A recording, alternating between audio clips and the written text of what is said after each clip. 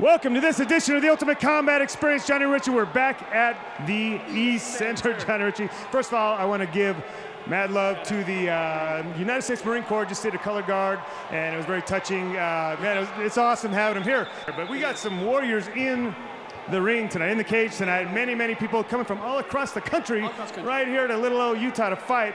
Who are they?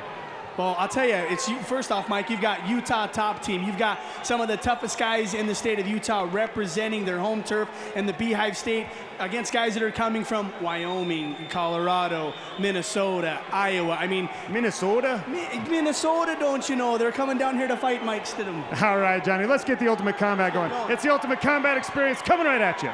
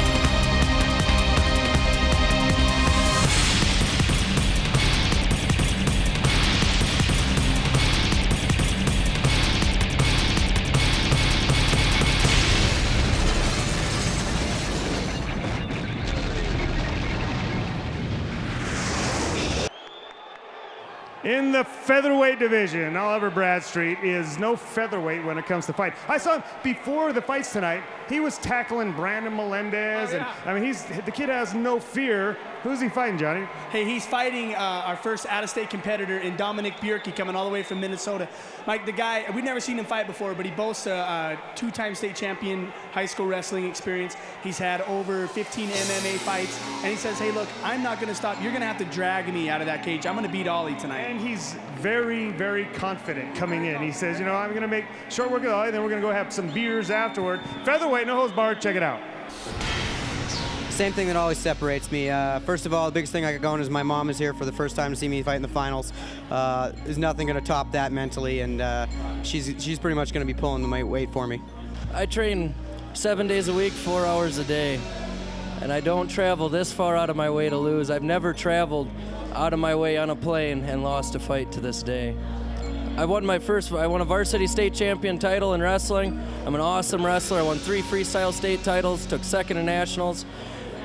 I've wrestled different various tournaments all over the country. I train with one of the best martial art teams in the state of Minnesota. Give a hit out for Team Crazy. And I'm ready to go.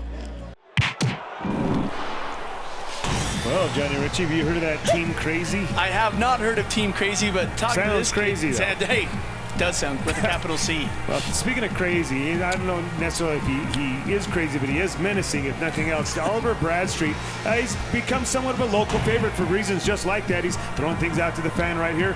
Comes in at 5'6", 145 pounds. What more can be said about this kid, Johnny? Well, we've talked about this kid so much, Mike, because there's so much to talk about. I mean, the kid is such an elite athlete. The kid steps in here every time and just gives it his all, and it usually comes out with the win. He's only has 1 loss right now, and he just dominates his opponents every time. Well, one of my favorite lines from the weekend with Dominic Bjerke I was sitting around talking to him, and Oliver Bradstreet walked up, and I says, you know, beat this kid up. He's such a jerk. And he says, I don't mean to be rude, but that's like the 20th time I've heard that today.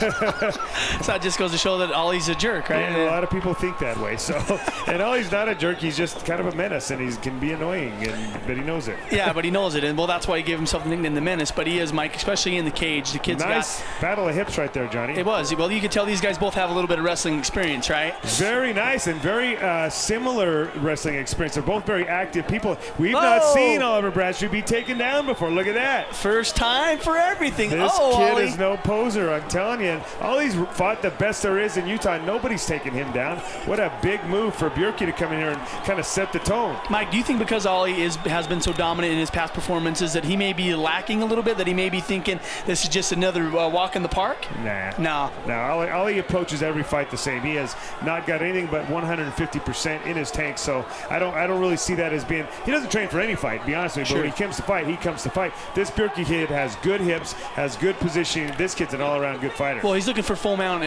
position right here, Mike, and maybe those 15 MMA fights show, but he's trying to get full mount, and he almost had it there. He almost had it, but then sneaky little Ollie, we're working that butterfly guard to get him back onto his feet. This is an exciting match, folks. I'm going to tell you right now, this one you're not going to want to go anywhere for. Oliver Bradstreet now able to come out on top, and he has full mount position. Let's see what he can do with it. Yeah, see if he can work what he likes to work, and that's the ground and pound. We've seen all these submissions getting better, but hey, he just likes to punch you, bottom line. That's just how he fights. Well, he likes to hit you. That's no doubt about it, and Bjerke didn't really care much for that. Doing a good job of staying in there, keeping his hands up, and not letting Ollie hit him completely flush with any of those shots. But boy, this kid's tough, and now Ollie looking for a shoulder lock. Yeah, Ollie looking for a shoulder lock when, like we said, his submissions are few and far between, but when he sees an opportunity, he's going to do it.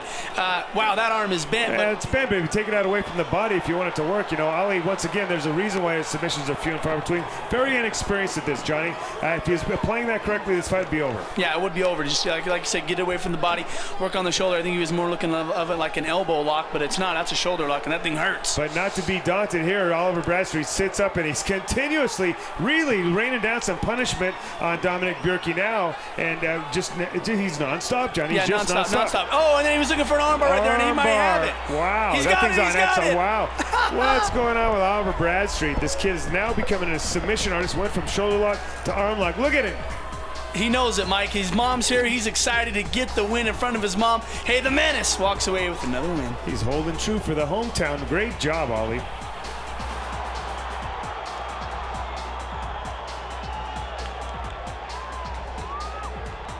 This post-fight interview sponsored by Beehive Bell Bonds, because sometimes bad things happen to good people. That's you took Ollie Bradstreet down. Not even the bird dog could take Ollie Bradstreet down, and you did it. Nice job. Well, there's a difference in between wrestlers from this area and Midwest wrestlers. Hey, Ollie's clapping. You know what? That shows the sportsmanship that he has. Tonight, you were good, but just not good enough. But come back and be a part of the experience anytime, Dominic. Oh, I'd love to come back, and I'll bring Ollie in another day. All right, there you go. One more round of applause. This post-fight interview brought to you by our good friends at Great Clips. Go to ultimatecombat.com for participating locations. Ollie, I saw this guy at the weigh-ins last night, and I said, beat the crap out of that Oliver kid. He's the biggest jerk. He goes, no offense, I've only been in town for a little while, but I've heard that a lot. and he cracked you a good one, didn't he? He'd been there about 20 minutes. He cracked, yeah, he'd been there about 20 minutes and he'd been told that a lot. Hey, you got caught with a pretty nice shot. You got taken down, you got caught with a pretty nice shot. Did that wake up things in there and make you want to get things going? More slowed me down, make me calm down a little bit. And you told me that. Sometimes you need to get slammed or something just to wake you up a little bit and make you get going. Is that what happened tonight? that is kind of what happened. I got whacked once good, and I was right there focused in then. I'm telling you, once the wheel got going, it was unstoppable. Very impressive performance. Great job tonight, man. What's next for you? I just want to keep going, bring anybody in they want, and I'll swing at them. All right, you got any sponsors you want to thank out there? Yeah. I'd like to thank my mom for being here. First of all, yeah, it's awesome. She was at the weigh-ins last night. That's great, man. I love you to death. Second of all, professionalartistgroup.com. Looking for music teachers and students, and Tough Country Easy Ride Suspension. They're awesome. Check them out. Have you heard me sing? Sign me up. I'm a music. All right, man. Great job. Congratulations. Once the menace gets going, Johnny Ritchie, he's hard to beat. It's just that, Mike. He's a menace. He doesn't stop. He'll torment you from every position. And you saw right there, he just waited. He got the arm bar, and it was on tight. It was on tight. We got more of the Ultimate Combat. Don't go anywhere.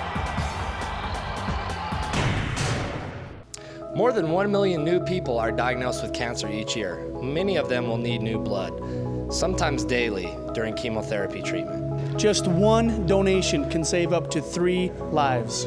The 2 most common reasons cited by people who don't give blood are they never thought about it and they're afraid of needles. How often do you get the chance to save a life? It saved my life. You never know when it could save yours or someone you love. Help us fight for life.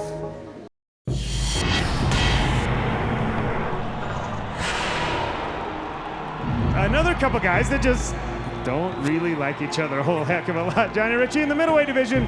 Harold Lucambio has something kind of in with the elite guys. There's a little bit of bad blood there. What's going on? Well, Mike, it all stemmed from a weigh-ins a couple rounds ago where they talked a little trash to him, and Harold, he didn't take it very well, so he took his aggression out on Nick Rossborough, and from that moment, that bad blood just seemed to boil with elite. I think it started when Harold actually kind of came on to Bird Dog one time, and she called him out, and ever since then, that just rubbed the elite guys the wrong way. And this, one after another, we're going to line up and take you out. But so far, Harold's 1-0. What is he? No, it's 1-1 because he's lost to Bird Dog and he beat Nick. So this is the rubber match: Elite versus Harold Lucambio, middleweight, no holds barred. Check it out. Same things I always do. I run, I wrestle, I train, I run some more, I wrestle some more. Just those type of things. I train at Elite. That's enough said. If you guys seen my fights, I'm a fighter. I'm a different fighter every time. I'm training really hard. I'm actually trying out this new body of mine. It took me hard work to do, and I've been working really hard for it. I'm taking it very seriously, and you guys gonna see it. It's gonna be a great show. Come down and check it out. Well, how could you pass up an invitation like that? You got to come out and check out Harold Lucambio's new body. His new body, yeah. Harold has been spending some time inside of the gym, working on that physique, Mike, trying to cut down to be a leaner, meaner fighter. Personally, I cannot wait to see it. You can't wait till he takes his gi off? Is that what you're 5'6", 185 pounds, I can't wait till he takes that bathrobe off. Oh, Mike, you're terrible. Look at No Mercy. Oh, I tell you what, I'm going to have to wait just a minute here to see Harold. Apparently, I'm going to have to look at Harold or Jeff No Mercy Moody first, and this is one ornery-looking dude. Ornery, not just looking, but is, Mike. He is one of these guys, Mike. He's got a personality to match how he fights. He fights aggressive, he fights mean, and if we were allowed to do illegal moves, I think Jeff Moody would be the first one to pull them off. 5'8", 170 pounds of nothing but anger, and Harold has said that he will stand and trade with Moody here, and I'm not so sure that's the best advice for him. Yeah, if you can just take a look at Moody's arms right there, look at those things. They're freakishly long. That's all there is to it. They're longer than his legs are. Maybe he's a little closer to the ape when it came to evolution. I don't know. Cro-Magnon Moody. That's I'm calling him that. No, I double dog dare you. I won't. Look at that right there. He's got so much power, and as you mentioned, some of that comes from the leverage he's able to generate with how long his arms are. But boy, when he hits you, he hurts you. And I tell you, I saw him for years just knocking people out in kickboxing. Well, Mike, you know what I like to just kind of flip back over to Harold is the fact that Harold did say I'll stand and trade. Harold's told us he's going to be a new fighter. He's not going to be the boring lay and pray. That's what people kind of classified him out. He took that person and said, hey, look, I'm not that kind of fighter, and you're going to see me doing something different. And right now, for him to even be on his feet, Mike, I think he's trying to do well, and you talk about the chess match, because I talked to Moody just a little bit before the fight tonight. He says, Harold says he's going to stand and trade him with me. Do you think he's just saying that? You think he's saying that to get in my head and make me think that it's what he's going to do? So there's a little chess match going on here. He's in Moody's head just a little bit, and Moody's like, there's no way this kid will stand and trade with me. And so far, he is. He is. He landed a big knee right there, Mike. Got the inside control, got the head, and threw a really big knee that seemed to make Jeff Moody think twice. That was a nice attempted sweep there. Now we find Harold in a position we always find Harold on his back. But he got right back. Moody says, I'm not going for that, man. I'm going to fight you on your feet like you said. And Harold was happy to accommodate. Harold, threw a couple leg kicks and then a couple front push kicks and stood right back up on his feet. Now they're kind of in this position that they were in the first minute of the round, where they were just kind of trading knees and jockeying for position. Harold doing a remarkable job of fighting from within the clinch here. This is Moody's forte. This is where he really is famous for beating people up, is right here in the clinch. But unfortunately for us, we can't really take a good look at Harold's body when he's all clinched up like this. Well, what's kind of funny is I saw Jeff Moody reach for a leg, thinking about maybe taking Harold to the ground. He grabbed it and thought twice about it. That's not where you want to go. That's not where the game plan wants us to take this thing. You want to be up on your feet. Right there. But I would suggest to Moody that you get out of that clinch, though, and use those long arms and go to work. Yeah, because Harold's going to try to do that little body throw like he did right there. But Moody, man, the kid wants to stay on his feet, and bang, lands a pretty big shot right there, and Mike. Harold is almost throwing those knees with reckless abandon, because he doesn't really care if he loses his balance and winds up on his back. He's comfortable there. So that's a very interesting aspect of this fight. Harold could really throw those with a lot of bad intentions behind them. Yeah, but look right here, Jeff Moody, staying out of the guard of Harold Lucambio for about 5 or 6 really big shots. Well, and left and arm behind right there, though. Harold. And Harold just looking for something like that, and you cannot leave something behind with this kid. Well, Michael, and let's let the people know, too, that this match, these guys can actually stand and strike their opponent from the standing position. And in some of our other matches you see tonight, the guy has to have a knee down. But now these guys have enough fights and have enough experience inside the cage that they can stand up and strike a down fighter. Well, I think in pretty much all of our finals fights, you'll see that rule be invoked, where you can stand and strike. Really, we're starting to evolve. We've got enough good fighters now we can do that. Round 1 in the books, Johnny Ritchie. How'd you see it? Ooh, man, I liked what I saw out of Harold. I thought Harold did a great job on his feet, but I think Jeff Moody landed the bigger shots. See, and I think I would give the slight edge to Harold Lucambio in the fact that he was attempting the takedowns, and in fact got one takedown, and I almost got a near submission as well. He attempted that arm lock toward the end there. Sure. I would probably give it just with a slight edge to Harold Lucambio. So once again, folks, you'll see how judges have such a hard time because we can't even get it straight. Yeah, we can't even get it straight. But right there, now it looked like Jeff Moody was the one doing the takedown and swung Harold right to his back, and then you saw Harold kicking like a madman trying to get him. Well, I wonder if that was a change in the corner. If Jeremy Horn said, look, we want to take this kid down now. We look like we feel like we'd be comfortable on the ground. Was that a change, or did Moody stray from the game plan and go to the ground with him? No, you know what I think? I honestly think, Mike, that they saw Jeff Moody toward the end of that last round get out in that side position and land 5 or 6 big shots. So maybe, hey, take this kid to the ground, stay out of his guard, and wreck him. Okay, well, Harold Lucambio taking a little bit of a warning there from Dave Sellystead for grabbing onto the gloves. Then throws a big right hand, Johnny Ritchie, that got a little ooh out of you. But now these guys are trying to pick it up just a little bit. Yeah, and then you saw a big right hand by Jeff Moody as well. You want to give me one, I'm going to give you one right back. This is good stuff right here. And boy, Harold Lucambio, you see his corner talking to him. This is what you need to do, and he's doing a great job. Once again, I can't emphasize this enough. He's fighting out of his normal fight style. He's standing with Jeff Moody, who is legendary for knocking people out on his feet. Yeah, knocking people out on his feet right there, going in for a leg. And, well, maybe this is where Harold wants to be, on his back with Jeff Moody in his guard. Going to look to crawl up his body and put on a lock or a submission. Well, this is what we expected to see in this fight, was Harold to be flopping into his guard like that. And this is the first time we've seen it. There's been a round and a half of fighting, and this is the first time we've seen this happen. Let me tell you something, Mike. What I think is what changes the game, what his game plan too, is the fact that Jeff Moody can stand and strike. Here in his guard, he's not he can't generate enough power from his knees, but if he can get up to his feet, he's going to come over the top and land those big shots. Right, good point. And I think that might. Well, Moody's got such long arms that he can hit you from this position here. Even if you've got a good guard, he'll hit you from across the room. So that's an excellent point, Johnny. I like what he's doing right there, how he's posting up with his left arm on his face and then sliding that elbow through, and we've seen that before, and that can end a fight with a cut in just a matter of seconds. You know, it just seems that nobody really hits Harold flush, though. You never really see him take those shots. I don't believe I've ever seen him cut, have we? Never, Mike, never. You know, and this is the funny thing. After a 3-round fight, it honestly looks like Harold could go 3 more rounds every single time. The kid is in such great shape. You never have to worry about Harold Lucambio gassing out. A lot of times we'll see a break in the action like that where they go to their feet and the down fighter is always slow to get up. Harold pops right back up. Right back up. Yeah, his conditioning is great. That's never been a suspect with Harold. His ground game has been. He's caught a lot of guys, but he's also been in a position where he lost fights because he fought from his back the whole time. But not this time. This time he set things apart. He's trying to make himself a different fighter, just like he talked about in his pre-fight. Well, we got 2 of them in the books, Johnny Ritchie. How did you see round 2, and did it differ at all from round 1 for you? You know, Mike, I still think you know, Jeff Moody landed, but I don't know. I think Harold did some great things in there, so it's a tough one to score. I think I would have given that second round to Moody. I think, in my opinion, you've got a round apiece, and really, this third round it's pivotal. Anything can happen here. Anything can happen here, and that's kind of what makes it exciting, Mike. Once again, we're not official, but if the judges see anything like us, it's going to be topsy-turvy. It could go either way at this point. Could go either way, and now I think both men realize that they're being a little more apprehensive in their approach. They're not going to do anything recklessly and potentially lose the fight, but I think that's a bad attitude to carry into the third round. You've got to come out and try to win it, not lose it. Well, yeah, especially when it's so close, Mike. The guy that finishes on top and finishes hard and throws the big punches is the guy that the judges sometimes seem to give the nod to. You know, if Harold's going to get in here and be explosive.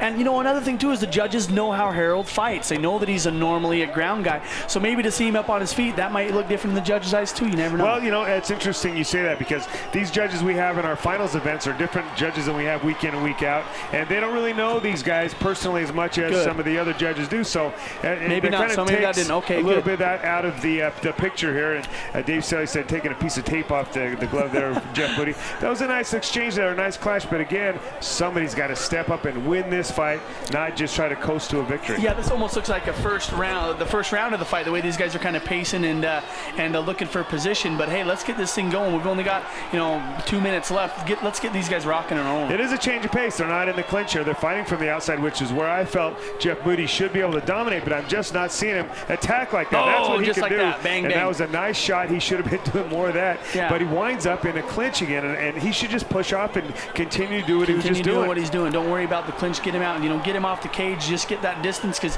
gosh, we know he could throw powerful leg kicks, and his right hand is deadly. It's dangerous.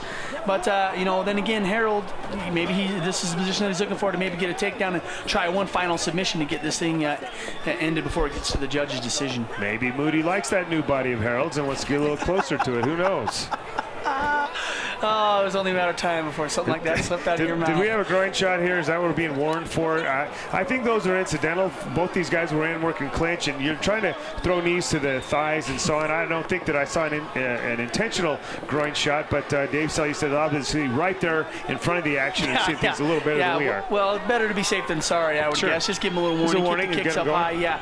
But then you saw Jeff Moody right there with a really powerful front push kick that landed right in the stomach of Harold Lucambio and made him wince a little bit. More of that, Jeff Moody, is what you need to do. More of that right there. Great combination. He's starting to get a nice beat on his distance and really landed a nice combination there, Johnny. Again, he didn't convincingly win this third round, in my opinion. With 10 seconds left, though, he did do enough to win this with those combinations. And now he's going to finish things with a little exclamation mark, finishing with a flurry. He knows he's got 5 seconds. Finish strong. Yeah, finish strong. These corners, they're telling him this is what you've got, this is what you've got. And wow, Mike, that was a great fight. And these guys both acknowledge it right there with a hug.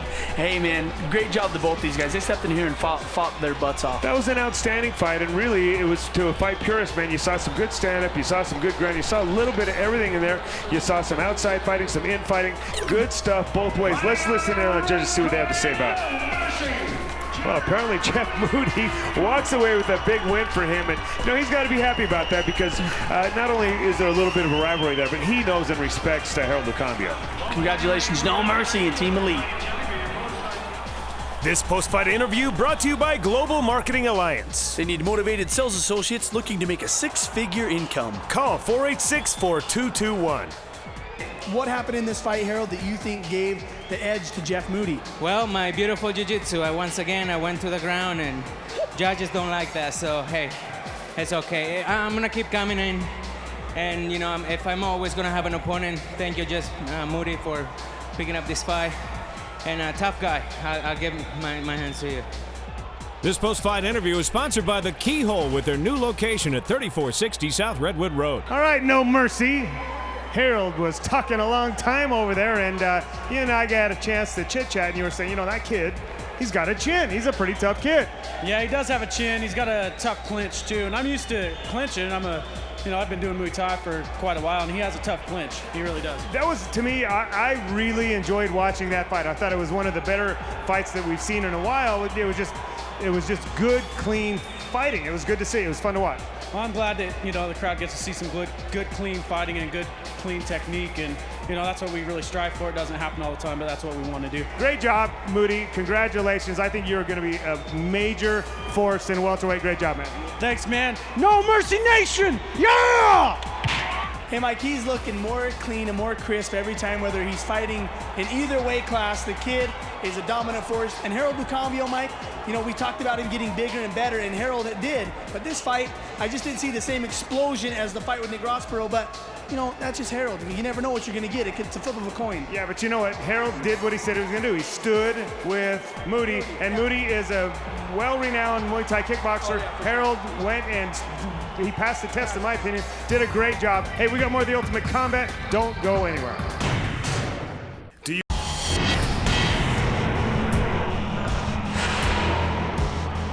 In the welterweight division, there's a couple guys that there's a little bit of bad blood between. Downey and Jacob Thompson, for some reason, they just don't like each other. What do you know about these guys, Johnny? Well, I know that Downey, Steve Header-Rains, Mike, boasts a 30-fight career. The kid's been fighting all over the country. UCE is his home, and he says, hey, I'm taking on all challengers. Well, Jacob Thompson from Idaho says, hey, man, I'm undefeated in your cage. In fact, I'm going to walk out of there tonight undefeated, and I'm going to stomp your face, Downey Rains. He said, you know, I've seen you fight. I've seen what you got, and I got better. I got more. Welterweight, no holds barred. Check it out. You know, I don't say that would think that my training separates me from anybody, because everybody nowadays trains hard. So it really comes down to an individual, you know, aspect of a fighter. So I think I got, you know, a lot of well-rounded tools on the feet and on the ground. So, I mean, I can do whatever, so I'm confident. I think, like Downey was saying, it's not everybody trains these days, but heart and dedication separate the fighters. So I believe I have enough of that to win tomorrow night.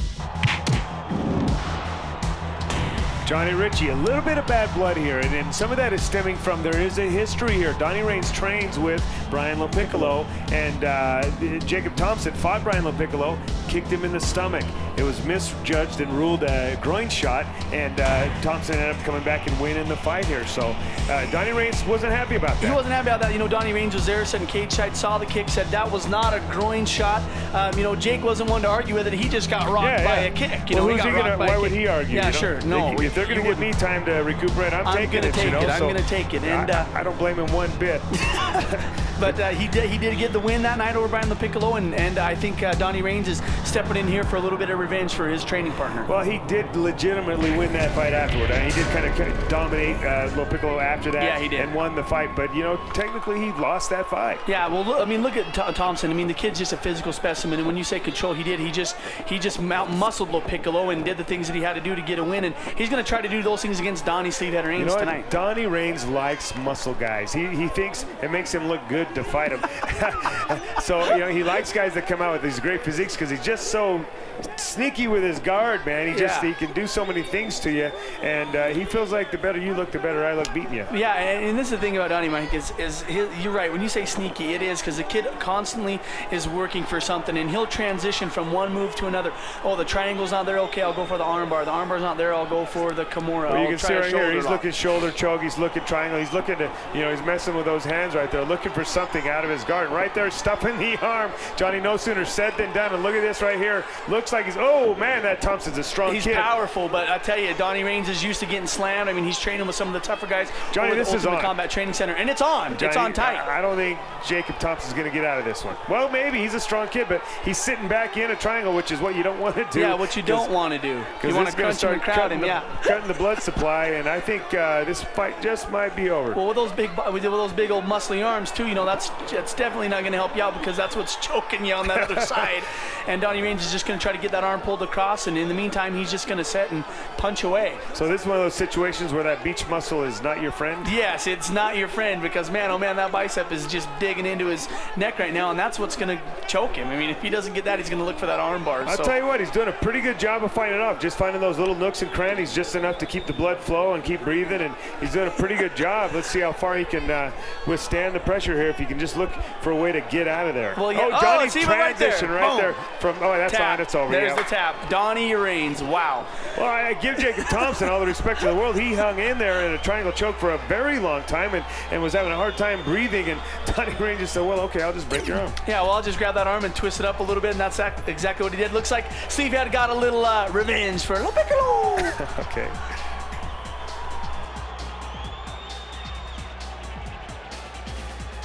This post-fight interview brought to you by Got Your Back Realty. Give Gary McDonald a call at 809-GARY or check him out online at www.igotyourbackrealty.com. Hit you with an uppercut, then he got that armbar, man. Was it on tight? Was it, you had the tap, right? Yeah, I mean, I'll give all the props to Donnie. I come down here, I want to fight Utah's best. That's what he is, and when you fight somebody like that, you make one mistake and he makes you pay, and that's what happened. And I give all the props in the world to him. All right, I appreciate it. Thank you, guys. Thanks for having me. Hey, tonight you were good, but just not good enough. Thanks for being a part of the experience. Thank you. Thank you, guys. This post-fight interview sponsored by American Bush, Utah's only 18 and over gentlemen's club located at 2630 South 300 West. Is the sleeve to cover the hair, or is the hair to complement the sleeve? The sleeve's just my good luck thing from the backyard wrestling, and the hair's red because, well, if I dye it blonde, then I'm going to bleed in it, and it's going to turn red anyway. So. And we saw that happen once before. So now strategically, it's better just to go red, and then you don't have to worry about it. Yeah, exactly. All right, so what was the key to your victory tonight? Well, it didn't go the way I wanted. I wanted to knock him out. I want to try anyway. And when he shot, I uppercutted him and hit him, but he still got the takedown. So I remember you saying you were going to stand and fight this time, and you were on the ground, Donnie. What happened? Well, look, you see the size of that kid? You can't stop his takedown. I mean, he's strong. I knew I was going to get taken down, but I wanted to hit him, and I did, and it didn't finish him, so I had to go to what I do. And you did what you did, systematically climbed up and submitted him. Great job tonight, Sleevehead. Once again, doing it for your fans. Great job. Congratulations. Hey, thanks. And real quick, my sponsor, Statewide Bail Bonds, as always, helping me out. Thanks. Helping you out of jail or what? Just with money. I'm a good boy. Okay, man. So helping everybody else out of jail. Great job, man. Hey, thanks a lot, Mike. Thanks, everybody. Donnie Reigns, man, just keeps on dismantling everything that the state of Idaho sends down here. Yeah, Ray Perales was his first victim. Now he gets in here against Jake and gets a win in almost the same fashion. Hey, the kid is a submission expert, and we saw that. He like you said, systematically, triangle to armbar, end the fight. That's how Donnie fights. And you look at these guys that he's beating. They're physically his superior. They're technically, they're just roughing him up in there, and he's just so sneaky with that guard. He's patient, Mike. He's like a spider. He just waits and waits and waits and then makes his move and gets the victory. So congratulations to Donnie Reigns once again, man. You're on your road to being Utah's toughest. All right, well, he's already there. We got more of the Ultimate Combat. Don't go anywhere.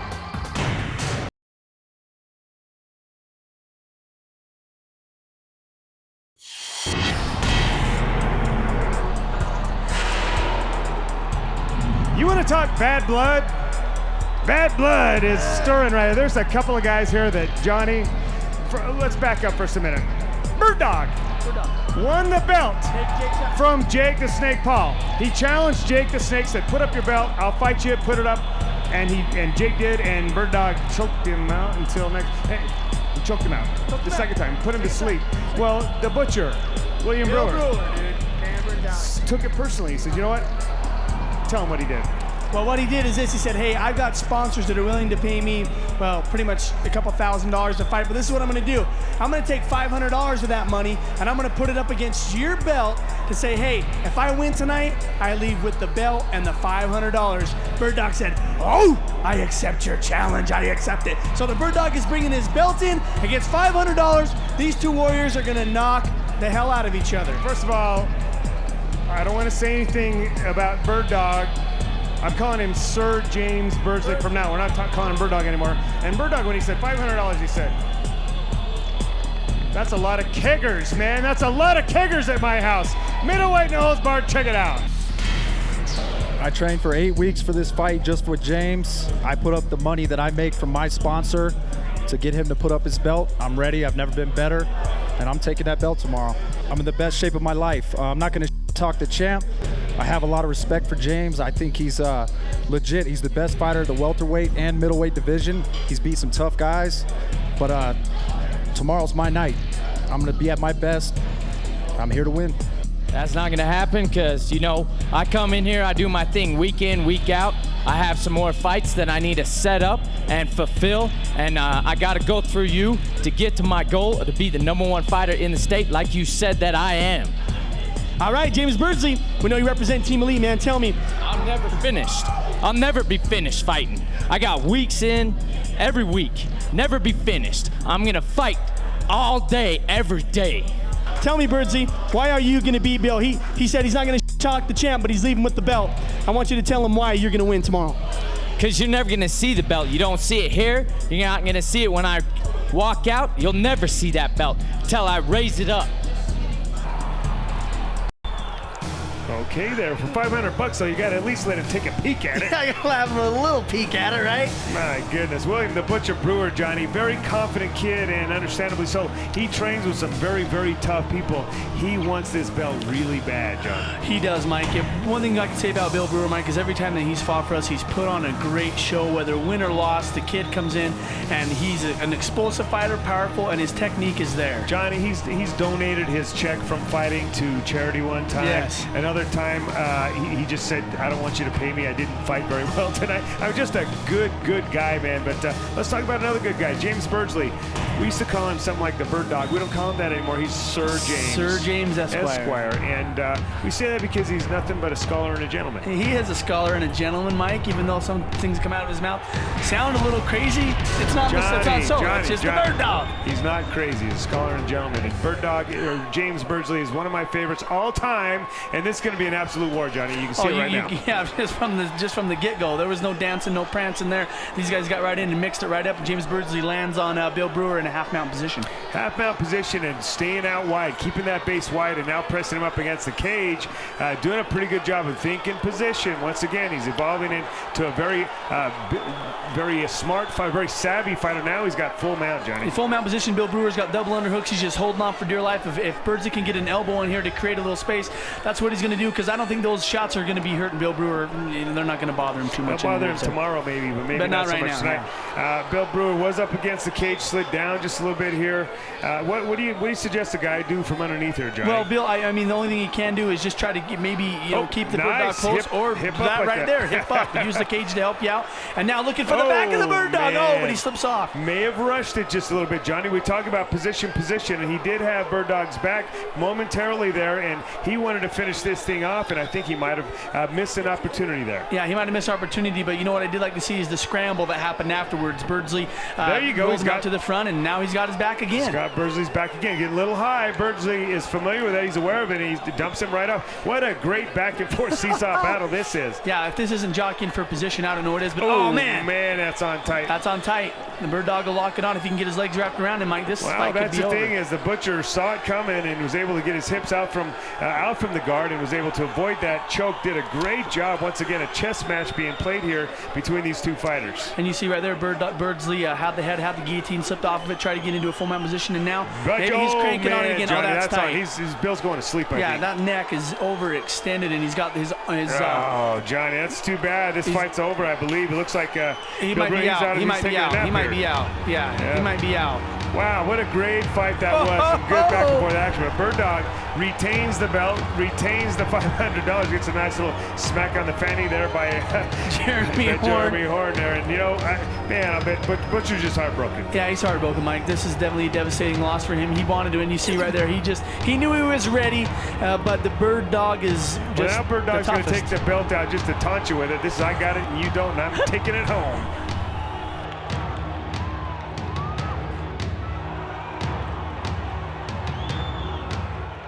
To see a version of the Ultimate Combat experience, watch us live. Go to channels online via ultimatecombat.com webpage. I wanted to fight the best person I could fight tonight. That way I could get better.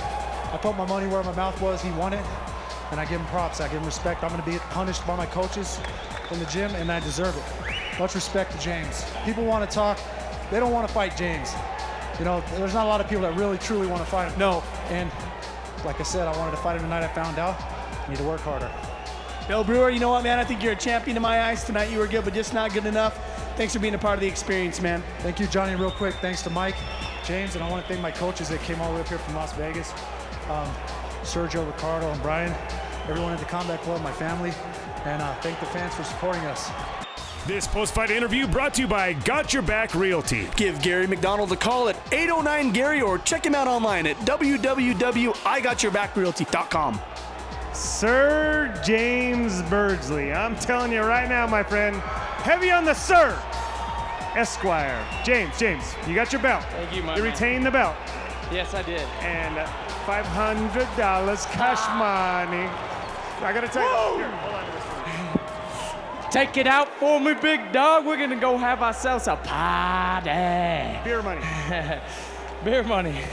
The rest of it's yours, my friend. Hey, look at this guy. Look at this guy. Hey, James, I know. You know what? James got bills to pay. You know it.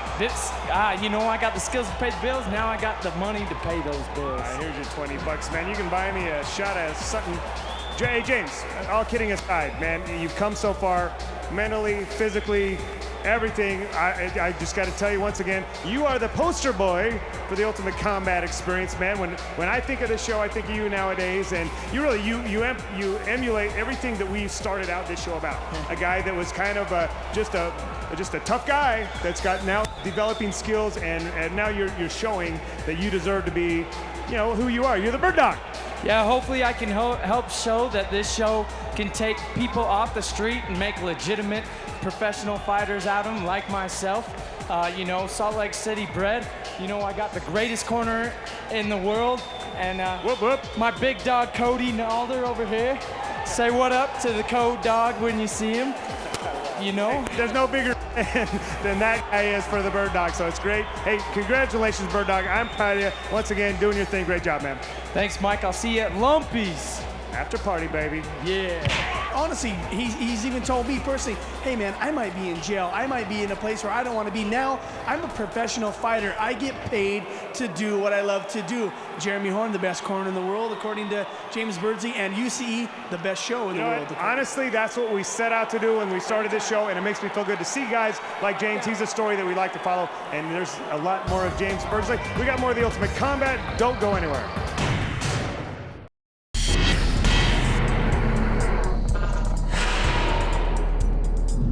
You know, this fight I think is made for both of us for it to be a good fight, because I think Brandon, you know, pretty well rounded, but I think his strengths are on the feet. I consider myself pretty well rounded, but my strength's probably on the ground. And so, you know, if it goes my way, it'll get stopped first or second round. Hopefully, if not, it'll be one heck of a war, and we'll see how it goes down. I don't know. I'm just always training, always getting ready, just so for any fight like this, when it pops up or it presents itself, you got to jump on it, you know. I don't go out asking for rematches very often, and somehow this fight got approached to me, and they asked, and I took it, and I was overwhelmed. I was like, yes. Mike, it's the name alone. The murder versus the gentleman.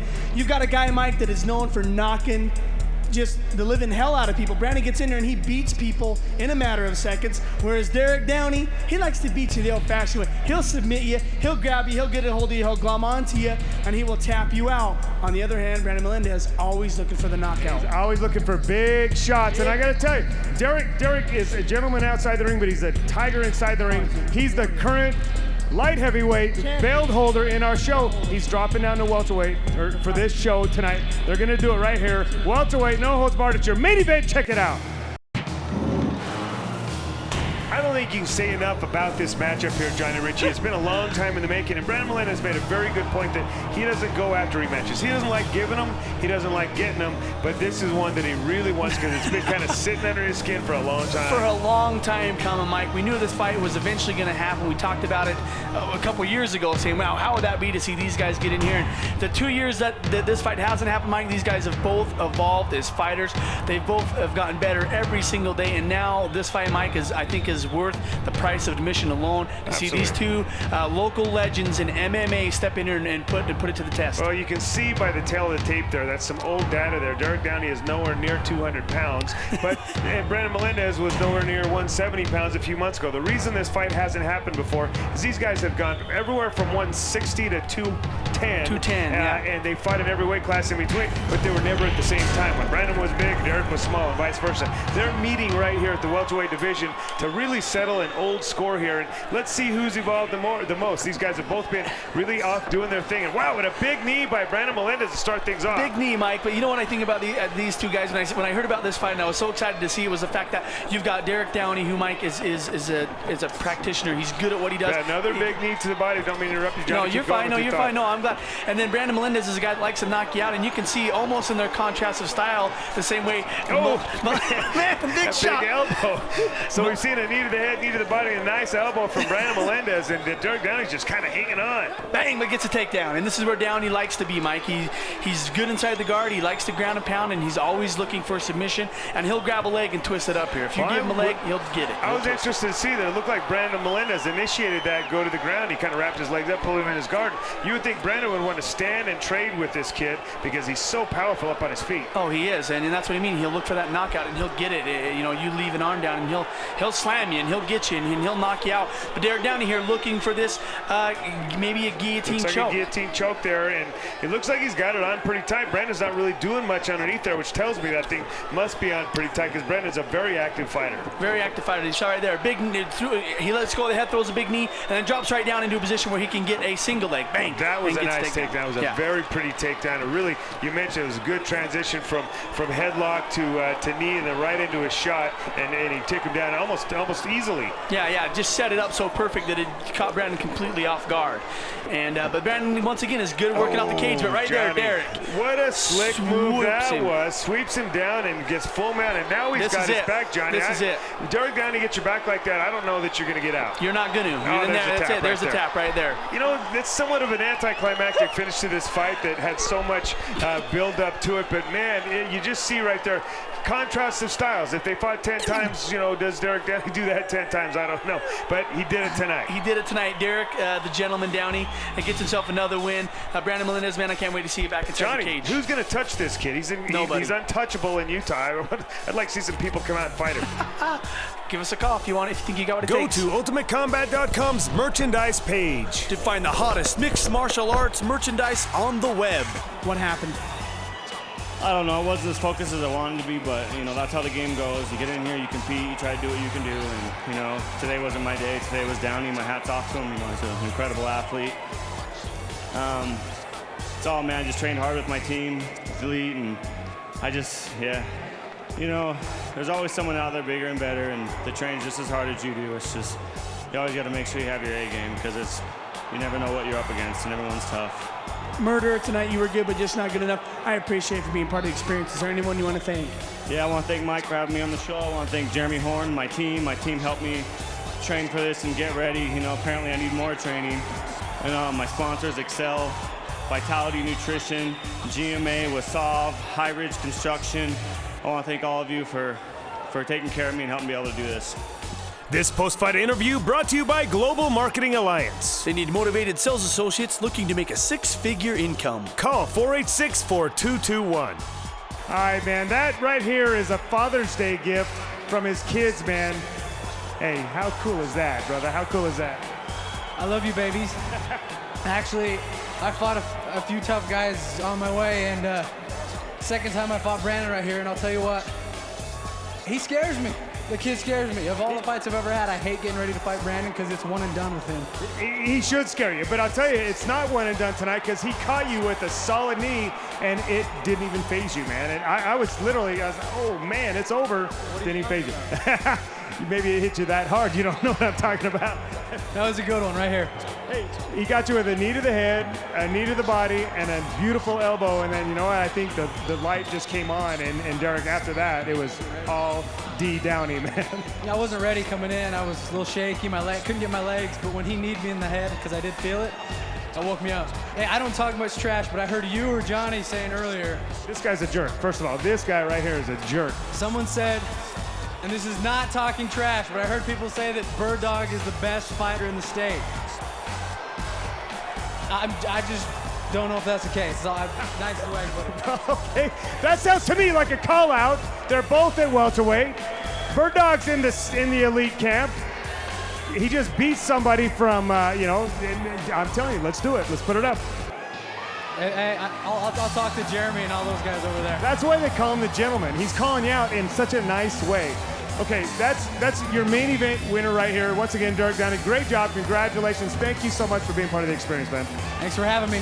Thank you. All right, well, the big winners tonight are you, the fans, because we had some great fights. And Johnny Ritchie, we're coming back with round 22 next week, so you're going to want to tune in for that. And thank you so much to the Crush crew. Thank you so much to you, the fans. Thank you to the fighters. Thank you for our sponsors.